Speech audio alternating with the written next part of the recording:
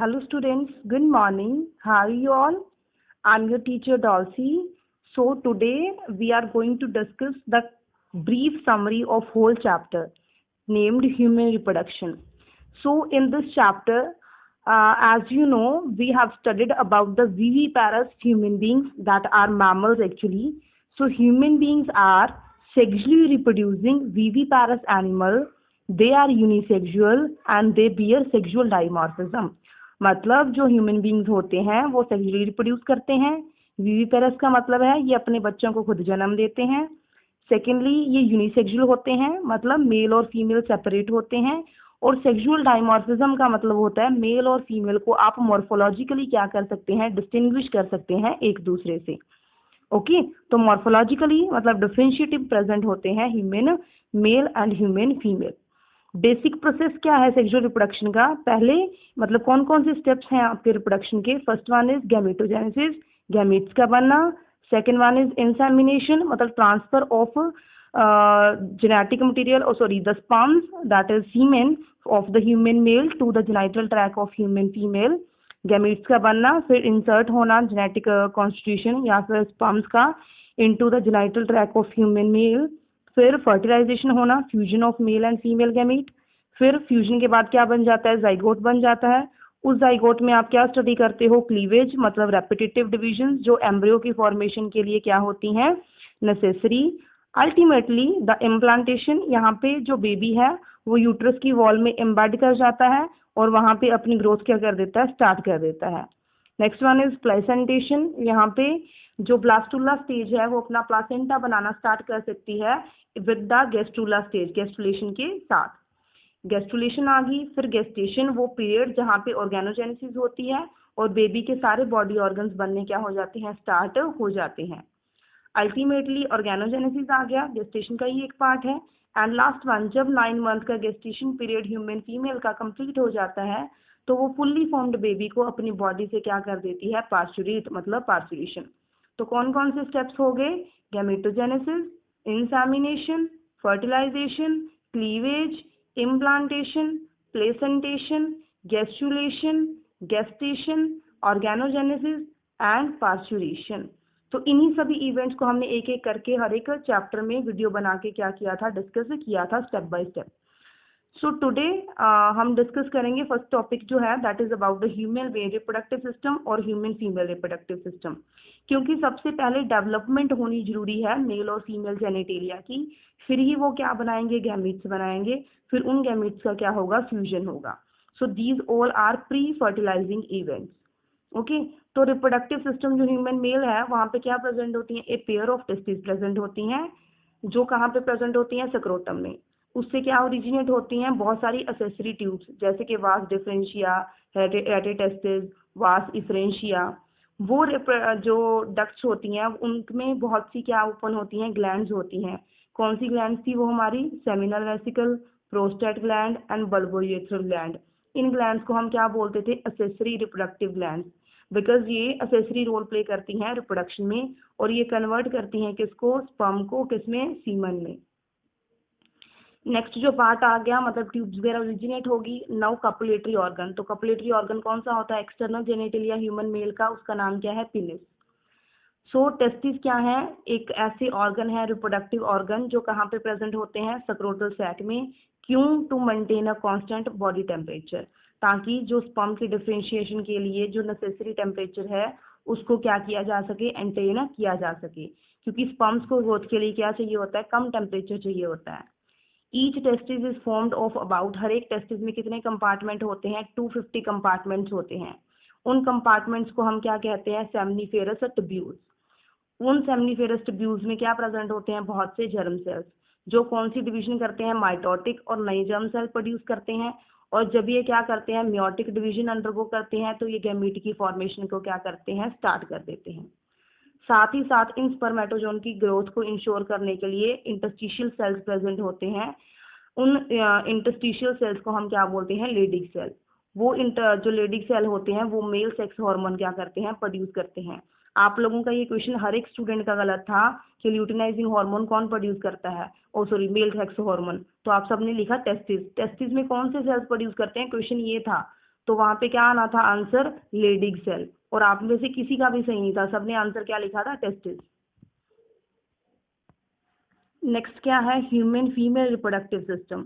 तो human female reproductive system के जो प्राइमरी रिप्रोडक्टिव ऑर्गन है वो क्या है, ओवरीज, पेयर्ड ओवरीज जो कहाँ पे प्रेजेंट होती हैं, एब्डोमेन में।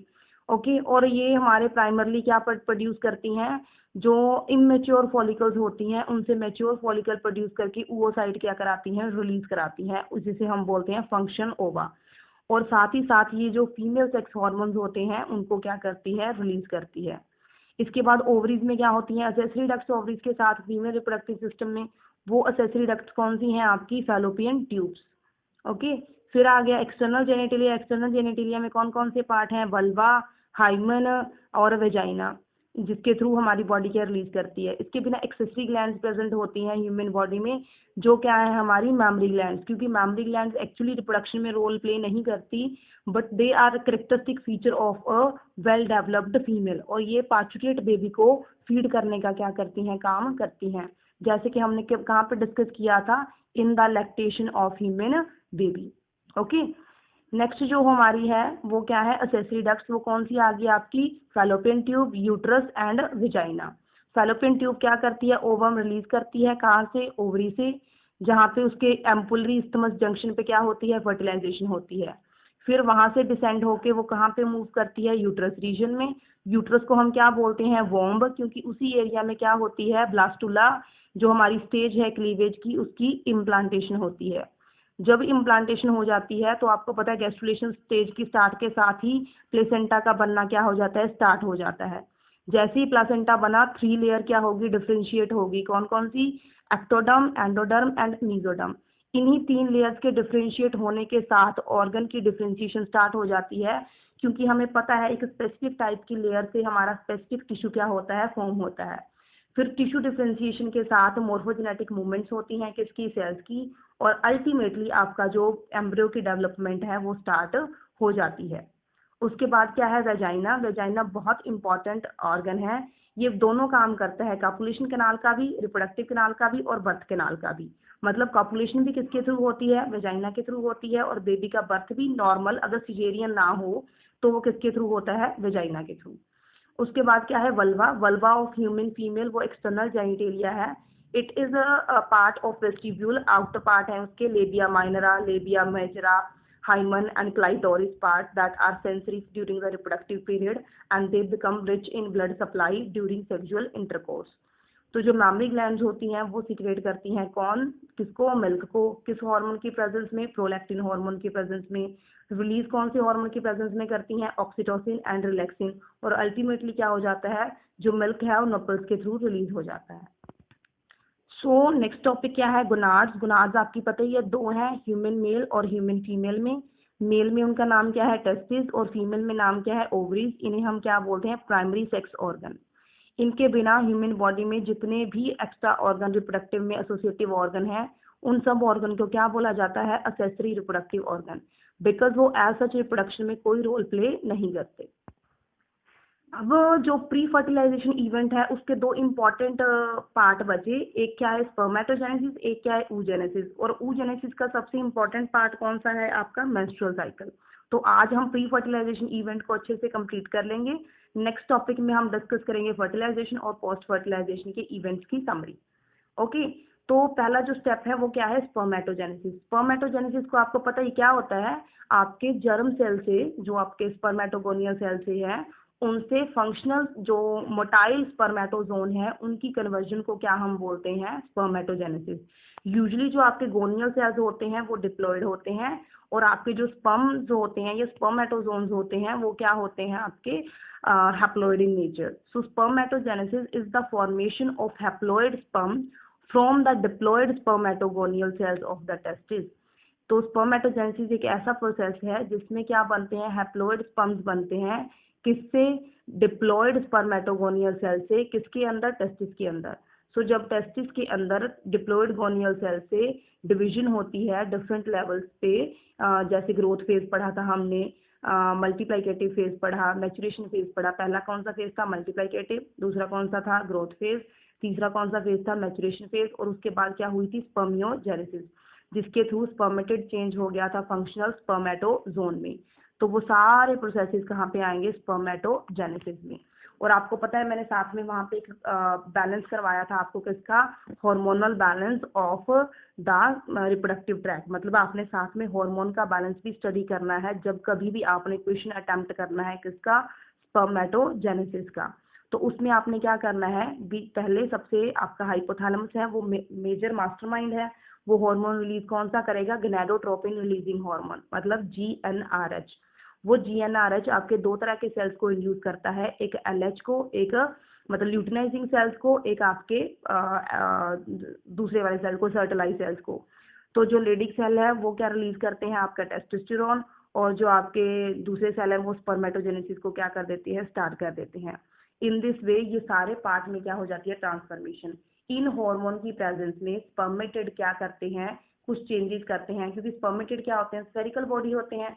स्फेरिकल बॉडी में कुछ डिफरेंशिएशन होती हैं जो उस स्फेरिकल बॉडी को चेंज कर देती है किसमें, एक इलोंगेटेड मोटाइल स्पर्म में। तो वो ट्रांसफॉर्मेशन कौन सी है, formation of head region, formation of middle region, formation of axoneme around the tail region, and formation of the centriole that give rise to formation of spindle fibers inside the tail region of the human male. तो वो सारा pattern आप किसमें study करोगे, spermatogenesis में। और ये याद रखना, कभी भी फर्टिलाइजेशन के दौरान ये मत बोलना कि मिडल पीस में क्या प्रेजेंट थे, जो माइटोकॉन्ड्रिया प्रेजेंट थे वो डिलीवर हो जाते हैं बेबी में, कभी भी डिलीवर नहीं होते। बेबी में सिर्फ फादर का क्या जाता है, न्यूक्लियस जाता है स्पर्म का, तो उसमें सिर्फ जेनेटिक मटेरियल मूव करता है या सेंट्रियोल्स मूव करती हैं, कोई भी माइटोकॉन्ड्रिया फादर का बेबी में डिलीवर नहीं होता। ओके, नेक्स्ट जो टॉपिक है वो आपका है oogenesis। आपको सिमिलर टू स्पर्मेटोजेनेसिस, इसमें भी वही फेजेस हैं, multiplicative phase, growth phase, maturation phase, और अल्टीमेटली जो गोनियल सेल्स हैं डिप्लॉयड वो चेंज हो जाते हैं किसमें, फंक्शनल ओवम में। बट प्रॉब्लम ये है कि जो हमारी oogenesis है वो बहुत सी स्टेजेस पे अरेस्ट करती है, जैसे बर्थ के पहले, बर्थ के बाद, और अप टू पबर्टी। फिर पबर्टी के बाद भी जब तक फर्टिलाइजेशन नहीं होती तब तक वो अपनी म्योसिस सेकंड में क्या रहती है, अरेस्ट रहती है। उसकी म्योसिस सेकंड कंप्लीट तब होती है जब कभी फर्टिलाइजेशन हो जाती है। ओके, और साथ में ये भी याद रखना जो oogenesis है it is highly wasteful process. क्यों है वेस्टफुल प्रोसेस, क्योंकि इसमें कोई भी फंक्शनल 4 स्पर्म्स नहीं बनते, जैसे 4 स्पर्म बनते थे ना, यहाँ पे 4 ओवा नहीं बनते, यहाँ पे सिर्फ एक ही फंक्शनल ओवा बनता है, बाकी 3 क्या बनती हैं, पोलर बॉडीज, जो क्या हो जाती हैं, डीजनरेट हो जाती हैं किसमें, ओवरीज में। नेक्स्ट जो है आपका मेंस्ट्रुअल साइकिल। मेंस्ट्रुअल साइकिल में क्या आता है, साइक्लिक चेंजेस आती हैं एट द मतलब gap of 28 days in the ovary female में। वो 28 डेज के पीरियड को हम क्या बोलते हैं, मेंस्ट्रुअल साइकिल। उस मेंस्ट्रुअल साइकिल को अब हम ऑब्जर्व किस ऑर्गेनिज्म में करते हैं, प्राइमेट्स में, और मतलब प्राइमरली ह्यूमन बींग्स में, मंकीज में, after the onset of puberty. और यही मेंस्ट्रुअल फेज जरूरी है किसी भी फीमेल में प्रेगनेंसी को इंश्योर करने के लिए। ओके, इसके लिए भी वही ओवेरियन हार्मोन्स चाहिए होते हैं। पहले हाइपोथैलेमस रिलीज करेगा कौन सा हार्मोन, GnRH, फिर वो 2 सेल्स को स्टिमुलेट करेगा टेस्टिस के, फिर वो 2 हार्मोन रिलीज करेगी लेडिक सेल, क्या रिलीज करेंगे आपके ल्यूटिनाइजिंग हार्मोन। जो आपका फॉलिकल सेल्स हैं वो रिलीज क्या करेंगे, फॉलिकल स्टिमुलेटिंग हार्मोन। तो ये दोनों हार्मोन आपकी जो ग्रोथ है आपकी ओवरी की, ओवास की, फॉलिकल्स की, और अल्टीमेटली ओवुलेशन को क्या करेंगे, इंड्यूस करेंगे। तो फिर मेंस्ट्रुअल साइकिल को हमने कितने फेजेस में डिवाइड किया था, 4 फेजेस में। प्रोलिफरेटिव फेज फिर आया था जहाँ पे क्या होती है, यूट्रस की ग्रोथ होती है और ओवा की फॉलिकल्स क्या करती हैं, डिवीजन स्टार्ट करती हैं। फिर आता है ओवुलेटरी फेज, किस दिन पे, 14th डे पे, जब ओवुलेशन हो जाती है। फिर आता है द ल्यूटल फेज, जब वो डीजनरेसी करना शुरू कर देते हैं क्योंकि उन्हें पता लग जाता है कि फर्टिलाइजेशन नहीं होगी। तो 14 डे के बाद का पीरियड जो है उसे क्या बोलते हैं, ल्यूटल फेज। और अल्टीमेटली कौन सा पीरियड आ जाता है, मीन फेज। जब ये क्लियर हो जाता है कि इस टाइम फर्टिलाइजेशन नहीं की तो जो ओवा था उसको शेड ऑफ किया जाता है और एंडोमेट्रियम की वॉल को भी ब्लीडिंग की फॉर्म में out of the body of human female, उसे हम क्या बोलते हैं, मेंस्ट्रुएशन। जो फर्स्ट मेंस्ट्रुएशन होती है ह्यूमन फीमेल की उसे क्या कहा जाता है, मेनार्क। और जो लास्ट मेंस्ट्रुएशन होती है ह्यूमन फीमेल की उसे हम क्या बोलते हैं, मेनोपॉज। तो इन दिस वे सिर्फ इंट्रोडक्शन या बोल सकते हो समरी हुई है आज किस इवेंट की, प्री फर्टिलाइजेशन की। तो आप इसको रिवीजन कर लेना अच्छे से, डाउट हो तो पूछ लेना। फिर हम कौन सी स्टडी करेंगे, पोस्ट फर्टिलाइजेशन इवेंट्स।